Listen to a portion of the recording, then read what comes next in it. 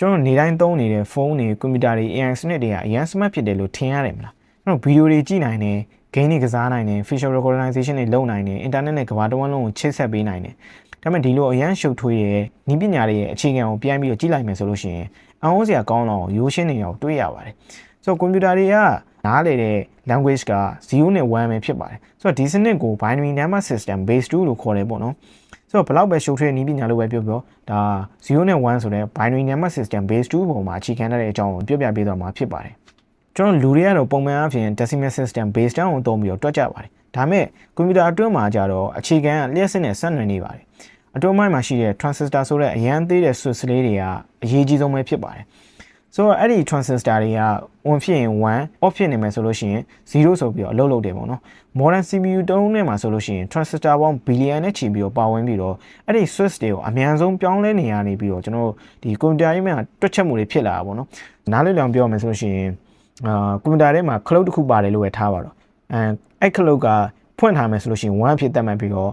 ပိတ်ထားမယ်ဆိုလို့ရှိရင်0ဖြစ်တတ်မှတ်တယ်ပေါ့နော်အဲ့ switch တွေမှာဒီပြောင်းလဲမှုတွေကနေပြီးတော့ကွန်ပျူတာရေးမှာတွက်ချက်မှုတွေကိုလှုပ်ဆောင်ပေးတယ်ပေါ့နော် binary ကိုနားလည်ဖို့အရေးကြီးတာဒီစနစ်က power of 2ပေါ်မှာအခြေခံထားတာပါ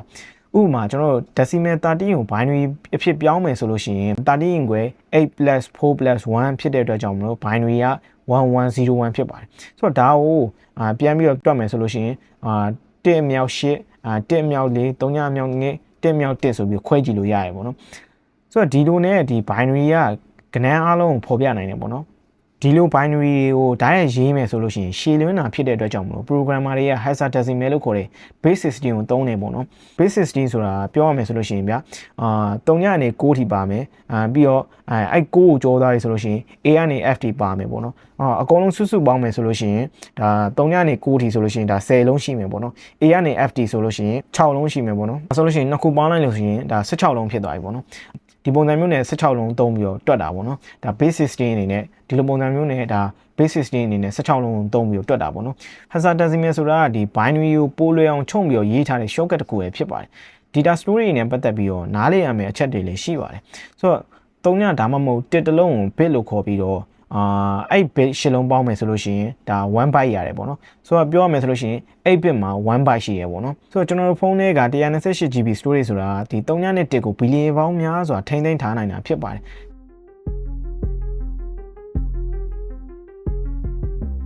လို့ကျွန်တော် YouTube ဗီဒီယိုတစ်ခုကြည့်နေရဆိုတော့ screen ပေါ်မှာဒီဗီဒီယိုပုံရိပ်တွေမြင်နိုင်တယ်ပြီးတော့ဒီ speaker တွေကဒီအတန်တွေပြီးတော့ဒီ subtitle စာတန်းထိုးတာတွေဒါတွေကို binary data အဖြစ်ကျွန်တော်က encode လုပ်ပြီးတော့ internet ကနေပြီးတော့ပေးပို့ထားတာဖြစ်ပါတယ်ကျွန်တော် device တွေကိုကြတော့အဲ့3ညနဲ့1ကိုဓာတ်ရိုက်ပို့တာဖြစ်ပေမဲ့အဲ့3ညနဲ့1ကိုပြန်ဖြည့်ပေးမယ်တဲ့ CPU ပါတယ်ပေါ့နော် CPU ကအဲ့ binary data တွေကို3ညနဲ့1ကနေပြီးတော့ကျွန်တော်တို့ပုံရိပ်တွေအဖြစ်ပြန်ပြောင်းပေးနိုင်ဖို့အတွက်ပြန်ပြီးတော့ decode လုပ်ပေးတယ်ပေါ့နော်ပြန်ဖြည့်ပေးတယ်ပေါ့နော်ဒီလိုနဲ့ဒါကျွန်တော်တို့မြင်တွေ့နေရတဲ့ digital war တစ်ခုဖြစ်လာတာပေါ့နော်ဆိုတော့ဒီဗီဒီယိုလေးကိုကြည့်လိုက်မယ်ဆိုလို့ရှိရင်နောက်တစ်ခါဖုန်းတွေသုံးတဲ့အခါ game တွေကစားတဲ့အခါ AI နဲ့စကားပြောတဲ့အခါမှာနောက်ဆုံးမှာဒီ system တွေဒီနည်းပညာတွေအကုန်လုံးရဲ့အခြေခံ3ညနဲ့1ပုံမှာပဲအခြေခံထားတဲ့ဆိုတာကိုဒီဗီဒီယိုလေးကိုကြည့်မယ်ဆိုလို့ရှိရင်အထိုက်လျောက်တော့သဘောပေါက်သွားလိမ့်မယ်လို့ထင်ပါတယ်လုံးဝအပြည့်အစုံကြီးမဟုတ်ပေမဲ့ဒီဗီဒီယိုလေးကိုကြည့်ပြီးတော့ကျင်းနေမယ်လို့မျှော်လင့်ပါတယ်ဗျအားလုံးပဲတိုင်း version လေးပိုင်ဆိုင်နိုင်ကြပါလိမ့်ဗျာ